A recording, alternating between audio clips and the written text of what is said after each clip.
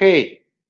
So ngayon po ang atin namang pag-aaralan ay patungkol sa mainit 'no, na impyerno.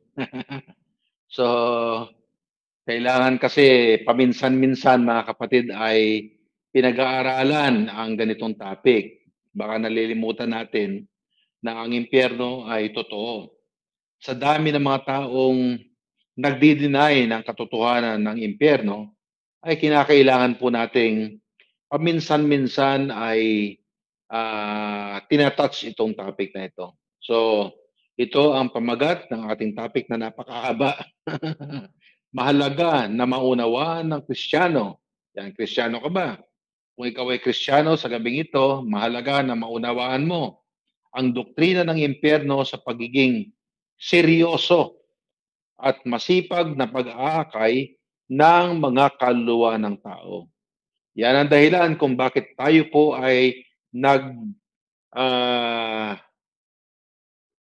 sabi natin, nag-aakay yan. Kaya po tayo nag-aakay ng mga kaluluwa ay dahil sa ayaw nating mapunta ang maraming tao sa impyerno.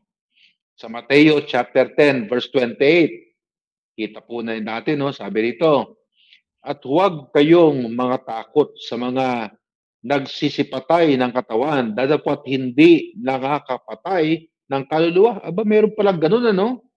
Na katawan lang ang kayang patayin, pero ang kaluluwa natin hindi kayang patayin. Kundi bagkus ang katakutan ninyo'y yaong makapupuksa ng kaluluwa at sa katawan sa impyerno. Mga kapatid, ito po ay dalawang bahagi ng tao, kaluluwa at katawan. At sabi po rito, ang dalawang bahagi ng ating katawan ay kayang puksain. Sino kaya yung tinutukoy dito ng Panginoong Hesus? Of course, walang iba kundi ang kanyang sarili. Ang Diyos po ang tinutukoy dito. Ang Diyos po ay merong kakayahan upang puksain ang ating katawan at kaluluwa sa impyerno. Okay, so kung hindi totoo yan, bakit ang Diyos ay nagbanggit na kaya niyang puksain ang ating kaluluwa sa impyerno? O kung hindi totoong may impyerno. O, di po ba? Makatwiran lang na merong impyerno. Sa Judas, sa Tagalog po, or Jude sa wikang Ingles, chapter 1 verse 23, ay ito po ang banggit. At ang iba'y inyong iligtas na agawin ninyo sa apoy, at ang iba'y inyong kahabagan na may takot sa inyong sa inyong kapuotan, pati ng damit na nadungisan ng laman. Yan. Kung bakit tayo nagsusulwining ay dahil tayo po ay nagsisikap na agawin ang mga taong pupunta sa apoy, at yan po ay apoy ng impyerno, no? Ngayon, ang doktrina tungkol sa impyerno ay mahalagang maunawaan ng bawat Kristiyano. Kung Kristiyano ka sa gabing ito, mahalaga na maunawaan po ninyo ang doktrina ng hell or impyerno sa wikang Tagalog. No? Mahalaga na maunawaan upang tayong mga Kristiyano ay hamunin, no, para mahamon tayo na maging sincero, no, maging sincere tayo at magsipag na mag-akay ng mga kaluluwa ng tao. Kaya ang salita ng Diyos ay hinahamon tayo na magmadali na gawin sa apoy ang mga makasalanang siguradong sa impyerno tutugong o mapupunta. Ito po mga kapatid ay hamon sa atin. So, ang aking panalangin ay tanggapin po natin ang hamon, sapagkat wala po naman pwedeng gamitin ng Panginoon para tanggapin ang kanyang hamon na ito, kundi tayo lamang. Alam niyo po ba yon? Hindi ang mababait, hindi ang mga mabubuting tao, kundi ang mga nakatikim at nakaranas ng pagliligtas ng Diyos. No, hindi ng mga mabait, hindi ng mga mabubuting tao. Ang sabi ng banal na kasulatan, walang mabait, walang mabuti. No, lahat po tayo ay masasama. Ngunit Nang dahil sa biyaya ng ating Panginoon, tayo ay naligtas. At tayo na naligtas ang hinahamon ng Diyos ngayong gabi. Kaya sana ang aking panalangin ay tanggapin natin ang hamon na ang kaluluwang pupunta sa impyerno ay aagawin natin. No. Hindi dahil sa tayo po ang magliligtas, kundi tayo ang mag-share. Tayo ang magbibigay ng opportunity sa isang taong hindi ligtas na makilala ang ating Panginoon. Now, una, ang impyerno ay walang hanggang lugar ng pagdurusa sa apoy. No, ito po ay walang hanggan, ha? Ang buhay ay may hangganan. Pero ang impyerno po, pagkatapos ng buhay na ito, ay walang hanggan. Kung ang langit ay sinasabi ng banal na kasulatan na walang hanggan, ganun din ang kabaligtaran nito, which is hell. Wala po itong hangganan. Kaya sa Lucas chapter 16 verse 23, ito po ang banggit. At sa impyerno ay nasa mga pagdurusa ay itiningin niya ang kanyang mga mata. No, nasa pagdurusa at itiningin niya ang kanyang mga mata. At natanaw sa malayo si Abraham at si Lazaro ay nasa kanyang sinapupunan. O, totoo po ang impyerno sapagkat ito ay totoong tao na namatay at pumunta sa impyerno at sa pagmulat ng kanyang mga mata, nakita niya ang kanyang sarili na siya ay nasa pagdurusa. At yan po ay ayaw nating maranasan ng kahit sinong tao. Tayo po mga tao. At yan ang dahilan kung bakit tayo po'y tumatanggap ng hamon mula sa Diyos. No? Na magdala ng kaluluwa. Agawin ng mga kaluluwa sa dagat-dagatang apoy na kanyang ilang pupuntahan kapag hindi sila nakakilala.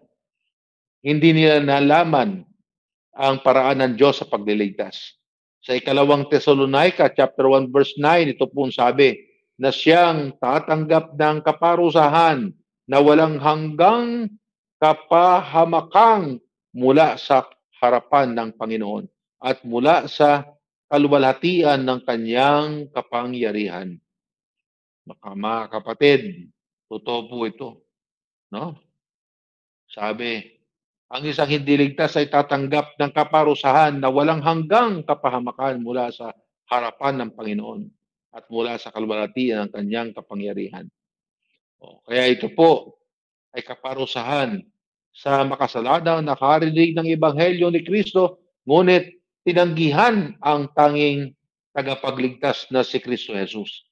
Kaya kung ikaw ay nandito at hindi mo pa tiyak at hindi ka pa tumatanggap sa Panginoon, hindi mo pa inaanyayahan si Kristo sa iyong buhay, ito ay maganda at pinaka-the best opportunity para sa iyo para anyayahan si Kristo. Sapagkat ang sino mang nakarinig ng banal na salita ng Panginoon na nagsasabing tanggapin si Kristo, ngunit ito ay iyong tinanggihan, ang sabi po sa ating lesson ay nako, no, ikaw ay paparusahan. Ang impyerno po ay kaparusahan sa makasalanang nakarinig ng Ebanghelyo ni Kristo, ngunit tinanggihan, no, ang tanging tagapagligtas na si Kristo Jesus. Huwag mo siyang tanggihan, kapatid. Kaibigan, huwag mo siyang tanggihan, please. Sapagkat ito ang pag-asa mo. Ang sabi po sa John chapter 3 verse 18. John chapter 3 verse 18.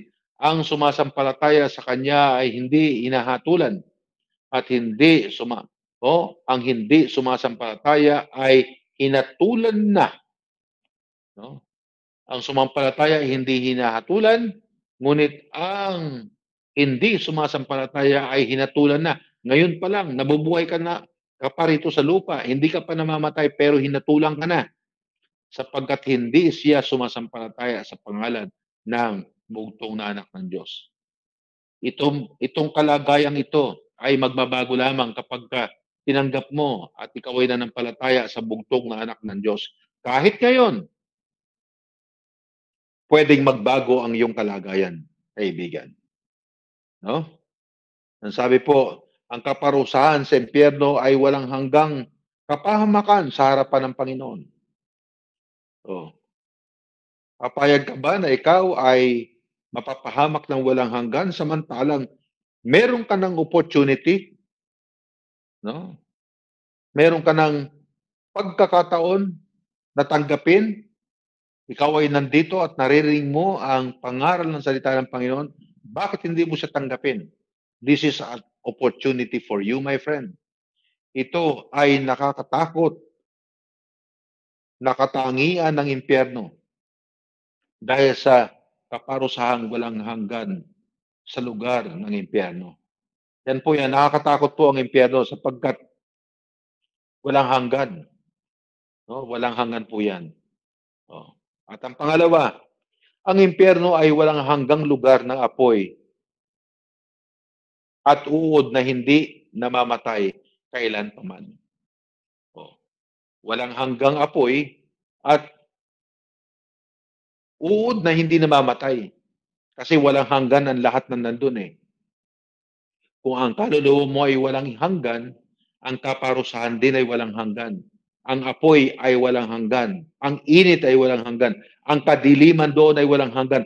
Pati uod ay walang hanggan. Yan.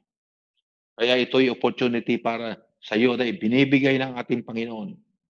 Ang inyo pong lingkod ay ginagamit lamang at instrumento lamang ng Panginoon.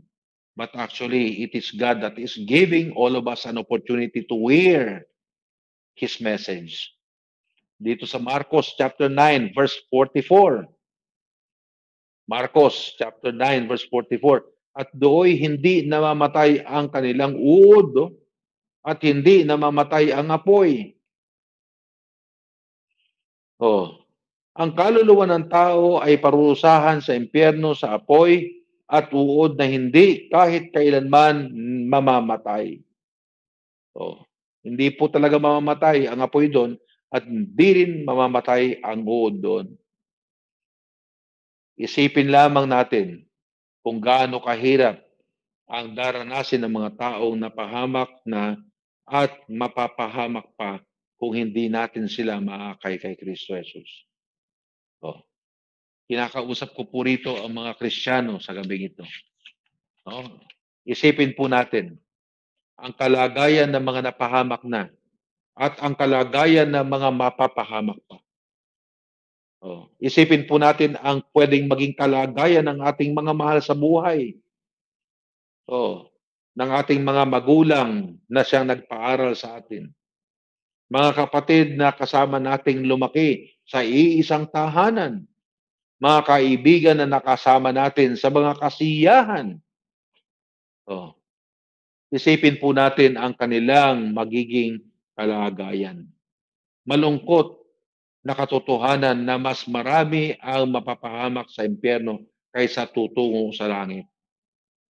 Sa Mateo chapter 7 verses 13 and 14. Ang sabi po, kayo'y magsipasok sa makipot na pintuan. Oh. Sapagkat maluwang ang pintuan at malapad ang daan patungo sa pagkapahamak. At marami ang dooy nagsisipasok.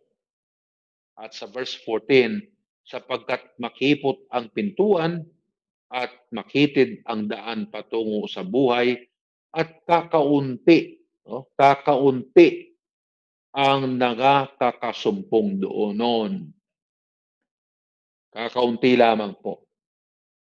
At sa kakaunti na ito, kung ikaw ay hindi pa nakakasumpong ito at narito ka ngayon, ito po ay binubuksang oportunidad ng Diyos para sa iyo.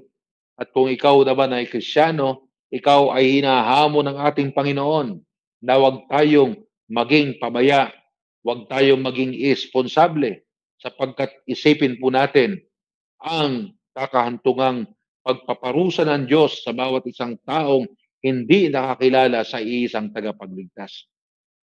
So, isipin po natin. At ang pangatlo, tatlo ba to? Pangatlo, no? Ang impyerno ay walang hanggang lugar ng mga kaluluwang napahamak na humihingi ng awa. Ngunit walang awa na nakalaan ang Diyos sa kanila.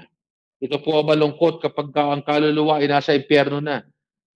Gaano man ang pagmamakaawang gagawin ng isang taong napahamak sa impyerno, ang malungkot po ay wala ng awa na nakalaan ang Diyos para sa kanila. Ang Diyos po ay maawain, ngunit ang awa na to ay hindi na nakalaan o walang awa na nakalaan para sa mga nasa impyerno na. Kaya bago mahuli ang lahat, mga kaibigan, please tanggapin natin ang hamon ng Diyos. Magdala po tayo ng kaluluwa. Oh. Sa Luke chapter 16 verses 23 and 24, at sa impyerno na nasa mga pagdurusa ay itiningin niya ang kanyang mga mata at natanaw sa malayo si Abraham at si Lazaro ay nasa kanyang sinapupunan. At sa verse 24, yung verse 23 nabasa na natin kanina, ngunit hindi po ang verse 24. At basahin po natin ito, Lucas chapter 16 verse 24. At siya ay sumigaw at sinabi, Amang Abraham. Sumigaw siya. No? Ito pong impyerno ay walang hanggang lugar ng mga kaluluwang napahamak na humihingi ng awa. Humihingi ng awa. Kaya dito sa verse 24 ng Luke chapter 16, ang sinabi ay, siya'y sumigaw at sinabi, Amang Abraham, maawa ka sa akin at suguin mo si Lazaro upang itubog niya sa tubig ang dulo ng kanyang daliri at palamigin ang aking dila sapagkat naghihirap ako sa apoy na ito. Just try to imagine, my friend. Just try to think what will be the destiny of our loved ones who have not found Jesus Christ, who have not received Jesus Christ. No, isipin po natin, hindi makakasumpong ng awa ang bawat napahamak na sa impyerno. Hindi po sila makakasumpong ng awa sapagkat wala ng awa na inilaan ang Diyos para sa taong nasa impyerno na. Wala po, mga kaibigan. Bagamat ang Diyos po ay Diyos ng awa, ngunit ang awa po na nanggagaling sa Diyos ay wala nang inilaan para sa isang taong namatay sa kanyang kasalanan at napunta sa impyerno. Ang awa na yan ay nakalaan lamang para sa ating mga buhay dito sa lupa. Ngunit matapos na, mamatay ang isang tao at mapahamak sa impyerno, wala na pong nakalaang awa na para sa kanya. Wala na po. Hindi makakasumpong ng awa ang bawat napahamak na sa impyerno sapagkat ang impyerno ay paghiganti ng Diyos sa bawat hindi kumilala sa Diyos at hindi sumunod sa Ebanghelyo ni Kristo. Ano po ba ang Ebanghelyo? Ang Ebanghelyo ay ang kamatayan, pagkalibing at pagkabuhay ni Kristo na maguli. Yan po ang Ebanghelyo. At habang tayo dito nabubuhay at narinig natin, ang sabi na sa banal na kasulatan, ang Ebanghelyo ay hindi kinahihiyan ni Apostol Pablo sapagkat ang Ebanghelyo ay ang siyang kapangyarihan ng Diyos sa pagliligtas. Yan. Kaya sa gabing ito, tayo po ay hinahamon ng Diyos. Isipin natin ang mga taong hindi naligtas at pupunta sa impyerno. Ang sabi po, wala ng awa na nakalaan para sa kanila. Ang sabi ng banal na kasulatan, ang kaparusahan na yon ay walang hanggan. Ang uod ay walang hanggan. Ang apoy ay walang hanggan. Ang init ay walang hanggan. Ang mga mahal natin sa buhay, isipin po natin. Sa 2 Thessalonians chapter 1, 2 Thessalonians chapter 1 verses 8 and 9, ito po ang pagkakasabi na maghihiganti sa hindi nagsisikilala sa Diyos at sa kanila na hindi nagsisitalima sa Ebanghelyo ng ating Panginoong Hesus na siyang tatanggap ng kaparusahan na walang hanggang kapahamakang mula sa harapan ng Panginoon at mula sa kaluwalhatian ng kanyang kapangyarihan. Kawawa, mga kaibigan. Kaawa-awa ang isang taong mapapahamak sa dako ng impyerno. At wag po nating papayagan kung maaari lamang ang ating mga mahal sa buhay. Oh. Sa lugar kung saan ka nakatira, kasama mo ba ang nanay mo? Kasama mo ba ang tatay mo? Kasama mo ba ang tito at tita mo? Mga pinsan, mga pamangkin, mga kapatid kaya? Huwag po tayong papayag na ang mga taong ito ay pipikit ang kanilang mga mata na hindi sila nagkaroon ng opportunity na marinig ang Ebanghelyo. At ang aking panalangin, marinig nila ito mula sa atin sapagkat tayo po ang nakakaalam, tayo nakakarinig. O, tayo na ang nakarinig. Tayo po ang nakakatalos. Tayo ay ang umahawak ng Ebanghelyo ngayon. Sa atin po ipinagkatiwala ito. Kaya tayo po ay hinahamon ng ating Panginoon. Hindi ang mga magagaling, hindi ang mga matatalino, kung hindi ang bawat isang nakakilala sa ating Panginoon Jesucristo. Hindi sila makakasumpong ng awa sapagkat ang impyerno ay kahatulan sa bawat tumanggi kay Kristo, Jesus na tanging tagapagligtas. Ang impyerno po ay kahatulan, no? Hatol. Hmm. Kaya kung pwede po, no, na maagaw natin ang ating mga mahal sa buhay, ang ating mga kamag-anak sa hatol, sa apoy, sa dako ng impyerno, huwag po natin papayagan. Meron naman paraan. At tayo po ngayon ay inuutusan. Oh. Sa John chapter 3 verses 18 at saka 36, medyo malayo po ang agwat ito. Verse 18, ito pong sabi, ang sumasampalataya sa Kanya ay hindi hinatulan, ang hindi sumasampalataya ay hinatulan na sapagkat hindi siya sumampalataya sa pangalan ng bugtong na anak ng Diyos. At sa verse 36, ang sumasampalataya sa anak ay may buhay na walang hanggan, ngunit ang hindi tumatalima sa anak ay hindi makakakita ng buhay, kundi ang puot ng Diyos ay sumasa kanya. Oh, no? Iisa lamang po ang dahilan para mapahamak ang ating mga mahal sa buhay.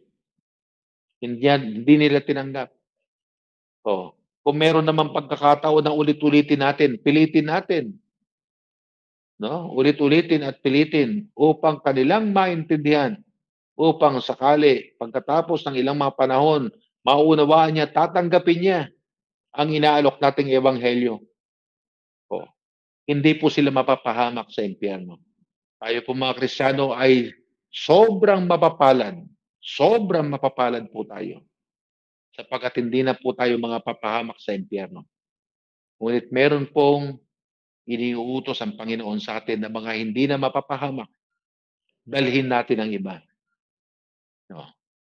No? Pwede ba this coming Sunday sa ating church, sa Gateway, no, na huwag tayong papayag na hindi natin sila madadala kung meron tayong kaibigan, kamag-anak na nandito sa Kalamba. Sa pang-apat, ang impyerno po ay walang hanggang pagkahiwalay sa Diyos at ng ating kaluluwa. Yan.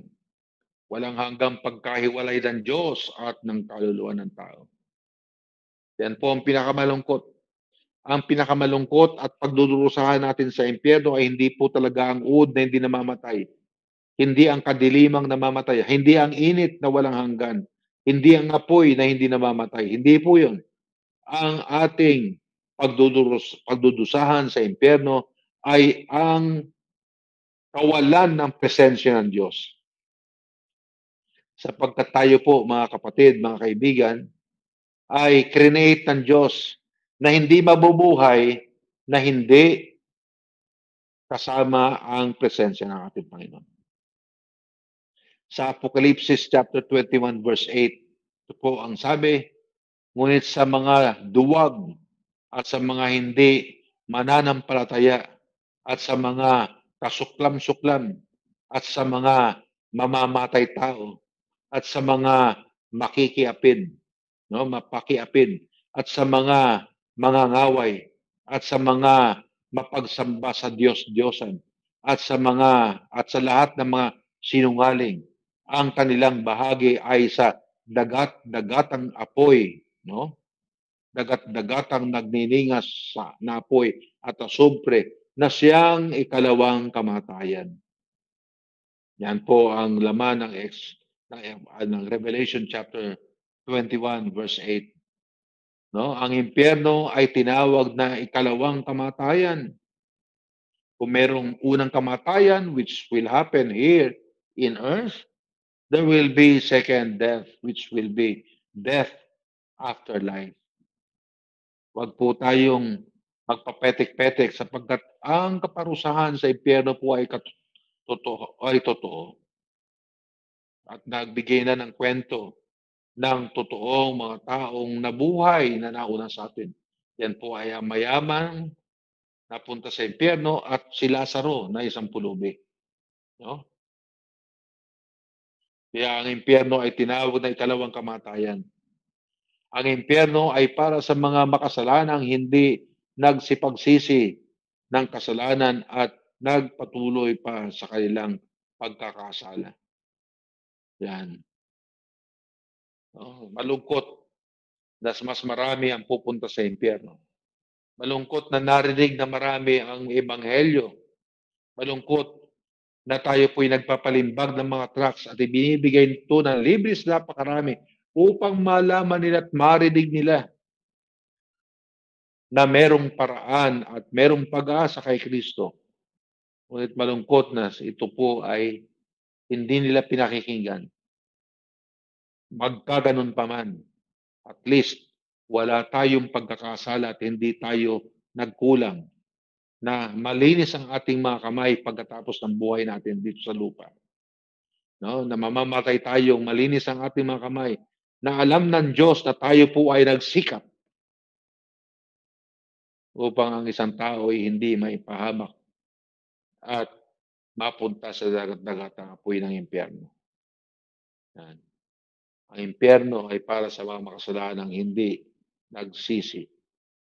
At ang panalangin ko, hindi matapos ang buhay na to na hindi ka nagsisi. Hindi matapos ang panahon mo dito sa lupa na hindi mo inanyayahan si Kristo sa iyong buhay.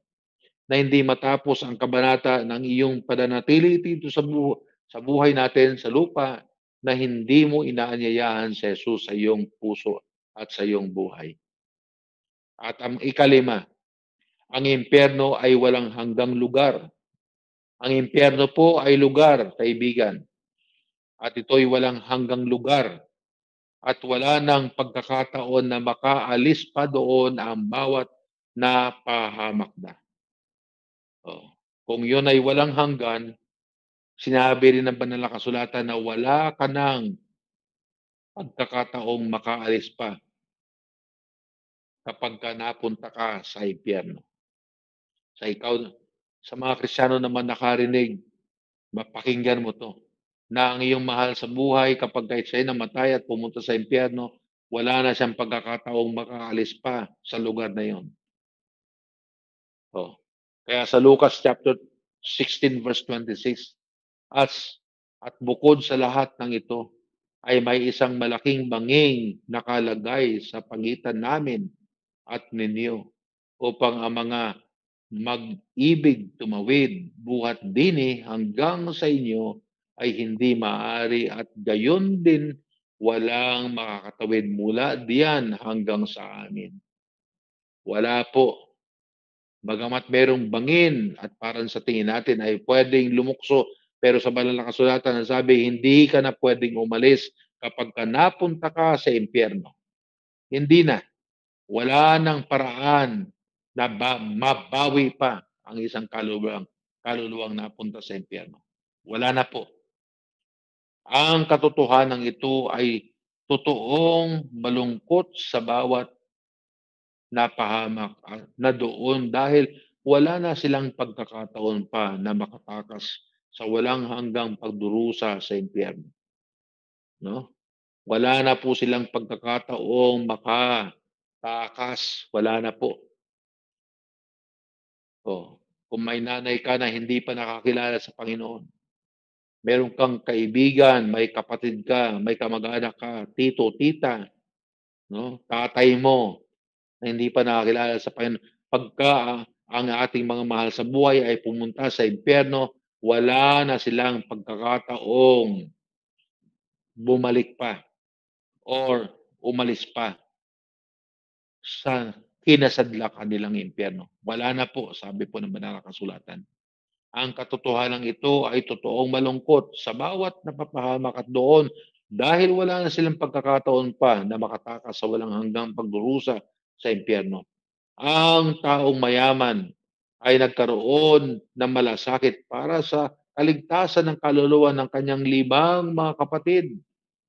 No, meron po siyang limang kapatid na naiwanan dito sa daigdig. At siya po ay merong pagnanasa, meron siyang pagmamalasakit. Kaya po siya nagbigay ng pakiusap kay Abraham na kung po pwede siya po ay magpadala ng sugo mula sa langit. Oh, upang warningan ang kanyang limang kapatid na naiwanan. Oh, sa Lucas chapter 16 verses 27 at saka 28, ito po ang pagkakasabi. At sinabi niya, ipinamamanhik, no? Ipinakikiusap, sabi ng mayaman, ipinamamanhik ko mga nga sa iyo, ama, na suguin mo siya sa bahay ng aking ama. O, suguin daw si Lazarus na napunta sa langit. No, pabalikin mo si Lazarus at siya ang mag-testify na mayroong impyerno. Oh, at sabi sa verse 28, sapagkat ako'y may limang kapatid na lalaki upang sa kanila'y patotohanan niya. Baka pati at sila'y mapaparito o yung mga parito sa dakong ito ng pagdurusa. Ayaw niyang mapunta sa dakong yun ng pagdurusa ang kanyang mga kapatid. Ayaw niya na makaranas sila ng napakalupit na nakaparusahan sa impyerno para sa kanyang mga kapatid. Kaya siya po inamamanhik, nakikiusap siya kay Amang Abraham. Oh, ang impyerno po ay walang hanggang lugar na may ah, na may nakakatakot na katangian. At ang bawat napapahamak na doon ay walang hanggang nagsisisi, no? Walang hanggang nagsisisi. Walang katapusan ang kanilang pagsisisi dahil tinanggihan nila ang katangi-taging tagapagligtas, ang Panginoong Hesukristo. Ngunit ang kanilang pagmamakaawa at pagsisisi ay wala nang magagawa para mabago pa ang kanilang walang hanggang katulan sa impyerno. Ito po, wala nang pwede pang gawin upang mabago pa ang kanilang walang hanggang magiging kalagayan sa impyerno. Kaya po sa Second Thessalonians chapter 1 verses 8 and 9, ito po ang mga pagkakasabi. Sabi dito na nagiganti sa hindi nagsisikilala sa Diyos at sa kanila na hindi nagsisitalima sa Ebanghelyo ng ating Panginoong Jesus na siyang tatanggap ng kaparusahan na walang hanggang kapahamakan mula sa harapan ng Panginoon at mula sa kalwalatian ng kanyang kapangyarihan. Yan po mga kaibigan at mga kapatid, no? Yan po ang dahilan kung bakit tayo pong mga Kristiyano ay hinahamon ng banal na kasulatan, no? Mahalaga na maunawaan po natin. Yan ang dahilan kung bakit mahalaga na maunawaan nating mga Kristiyano ang doktrina ng impyerno sa pagiging seryoso at masipag na pag-akay sa mga kaluluwa ng tao. Sapagkat lahat ng nasa impyerno ay hindi matatapos. Uod na hindi namamatay. Apoy na hindi namamatay. Init na hindi mababawasan. Kadiliman na hindi po mababawasan. Sapagkat lahat ng mga nasa impyerno are all eternal. kahit ang ating kaluluwa na pupunta sa impyerno kapag ka hindi naligtas is also eternal. Amang banal, maraming maraming salamat po sa gabi na pinagkaloob mo sa amin. Maraming maraming salamat po na kami ay nagkaroon ng ganitong pagkakataon makapag-aral at makarinig muli ng iyong mga salita. Nawa, Panginoon, sinagot mo ang mga katanungan, nagpalakas ka ng mga kapananampalataya, at nagbigay ka muli ng pag-asa. Maraming salamat po, Panginoon, sa iyong mga biyaya sa amin. Maraming salamat, Panginoon, kay TJ na tinutulungan ako sa podcast na ito. Maraming salamat sa mga sumusubaybay at nakakarinig. Sa pangalan ng Panginoon Hesus, ito ay aking samot dalangin. Amen.